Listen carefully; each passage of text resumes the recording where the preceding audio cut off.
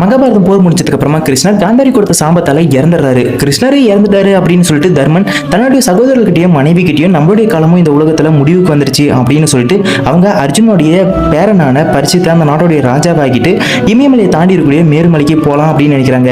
அந்த மலையோட உச்சிக்கு அவங்க போயிட்டாங்க அப்படின்னா அவங்களுடைய உடலுடைய சொர்க்கத்துக்கு போயிடலாம் அப்படின்ற ஒரு நம்பிக்கை. அதனால அவங்க எல்லாரும் கிளம்புறாங்க. அவங்க கூட ஒரு நாயுமே கிளம்புது.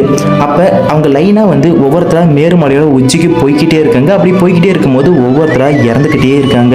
ஏன்னா அவங்களுடைய கர்வத்தால. அப்படி அவங்க எல்லாருமே இறந்ததுக்கு அப்புறமா அந்த மேருமலையோட உச்சிக்கு தர்மரும் அப்புறம் அந்த நாயும் மட்டும்தான் போகுது. அப்ப தேவேந்திரனே தர்மரை சொர்க்கத்துக்கு கூட்டிட்டு போறதுக்காக அவருடைய வாகனத்துல வராரு.